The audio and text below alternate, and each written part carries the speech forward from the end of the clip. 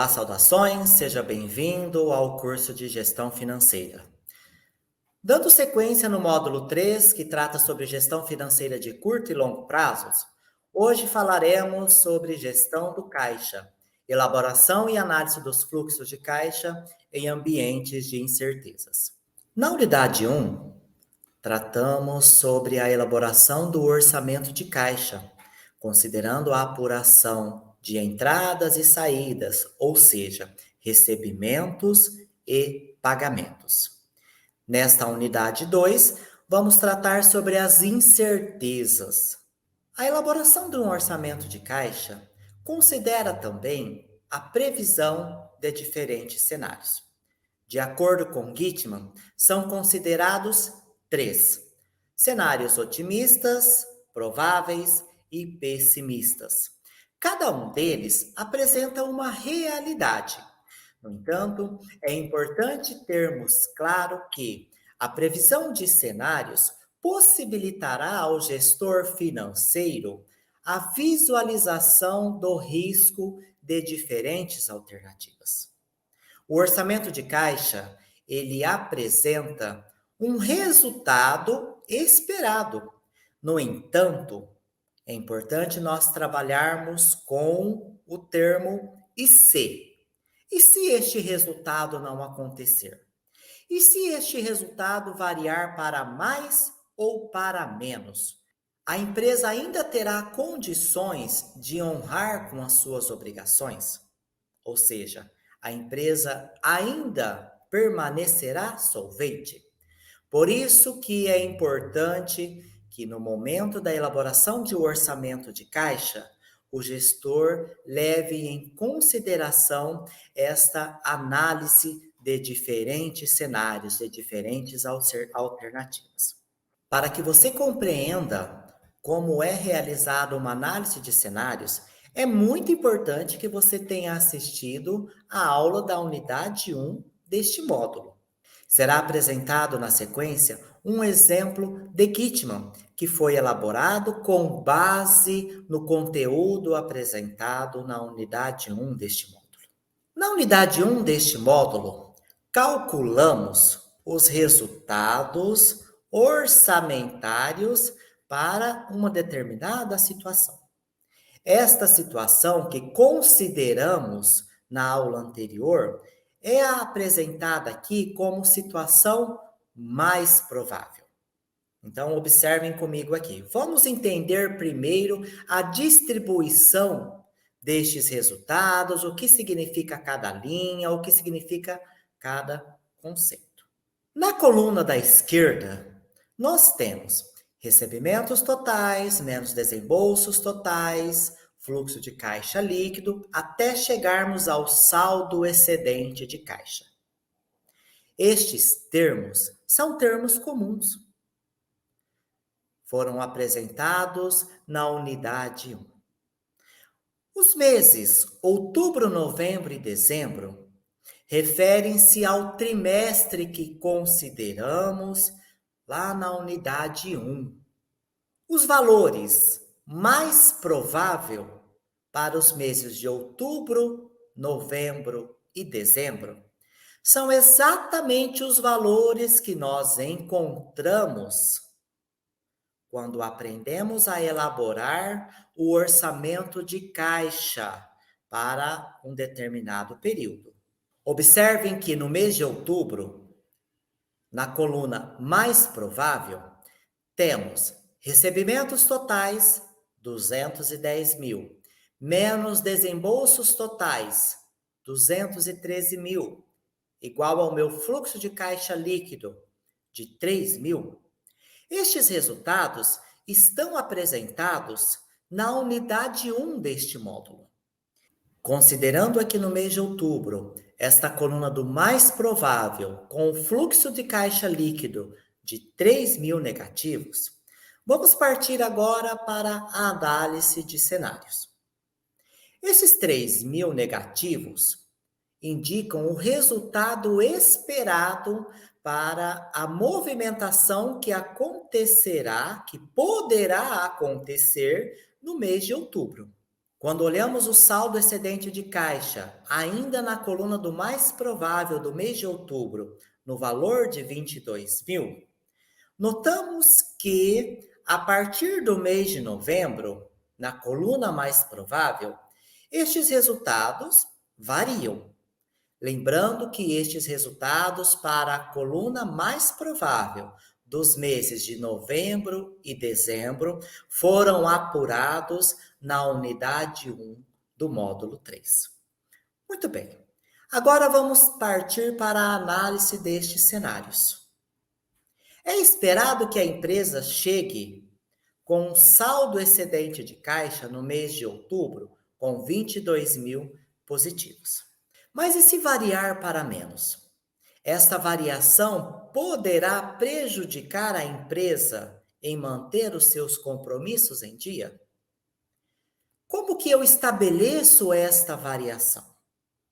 É muito importante que você entenda que esta variação do mais provável, seja para mais ou para menos, é determinada de acordo com o histórico da empresa.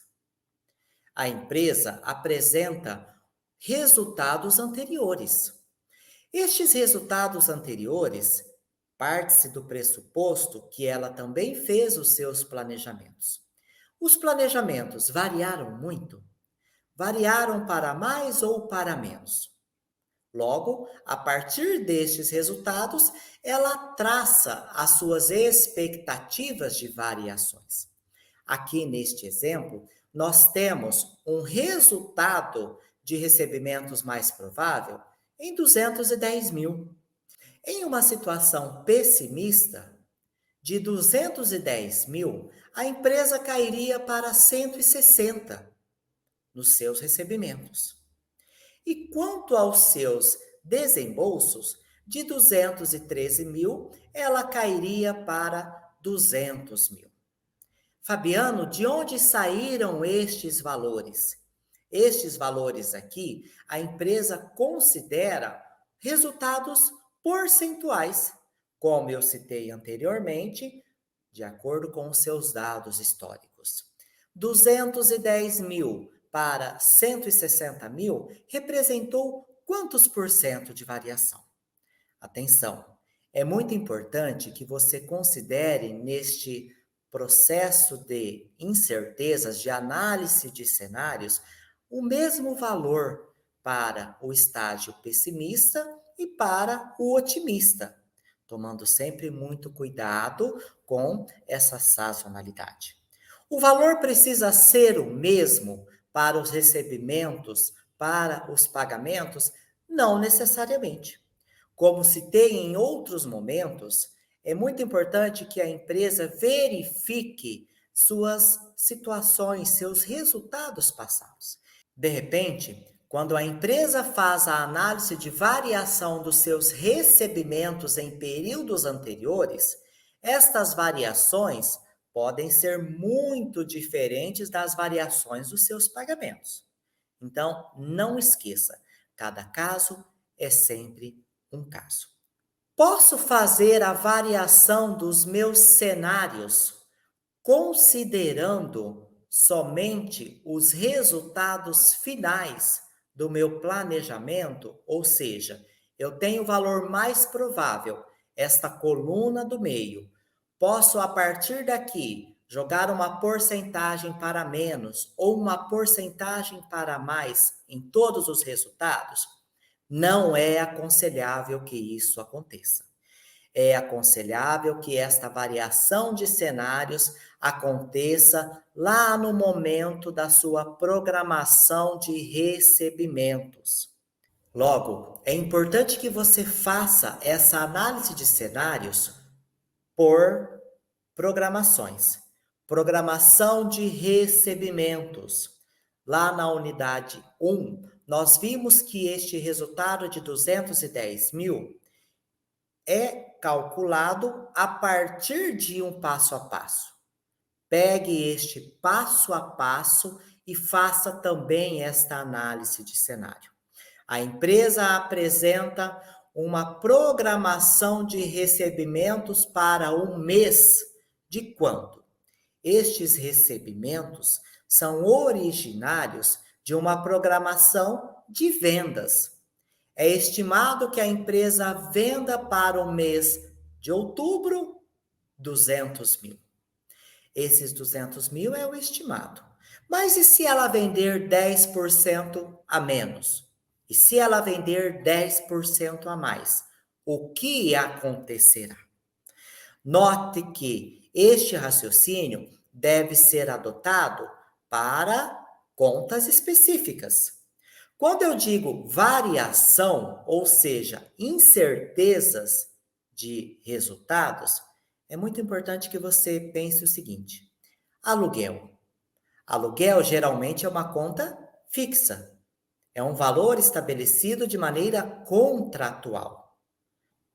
Quando você for fazer a sua programação de recebimentos, não deixe de considerar as contas específicas. Quando falamos em programação de recebimentos, é muito comum que, a partir do instante que a empresa estabeleça para para o período mais provável, o valor X de entradas, que este valor ele varie, visto que estamos tratando de um orçamento, de um plano que pode oscilar conforme as condições de mercado. Logo, se este valor variar para menos, a empresa ainda conseguirá se manter solvente? Se ele variar para mais, quais impactos isso pode acontecer? A mesma interpretação deve ser seguida para a programação dos desembolsos. Contas que podem não sofrer variação. Aluguel. Geralmente, o valor do aluguel é resultado de operações contratuais. Quando você for traçar um planejamento para um período específico, atente-se se para aquele período o aluguel sofrerá alteração. Outro exemplo, folha de pagamento. Esta conta também poderá sofrer alteração de um mês para o outro. Geralmente, as empresas separam a folha de pagamento. Quando os valores são fixos, obviamente que eles não sofrerão alteração. Quando os valores forem variáveis, como por exemplo, pagamento de porcentagem sobre as vendas, aí a empresa considera uma outra coluna para discriminar estes valores sazonais. Notem que, embora aqui estejamos apresentando os valores do meu orçamento geral, este orçamento geral só pode ser elaborado a partir do momento que você faz uma programação dos seus recebimentos e dos seus pagamentos, dos seus desembolsos de forma isolada. Considere a programação de recebimentos, o valor bruto, a partir da sua variação para um estágio pessimista, para um estágio otimista. Considere, a partir daí, uma programação de recebimentos à vista, também nesses 3 estágios.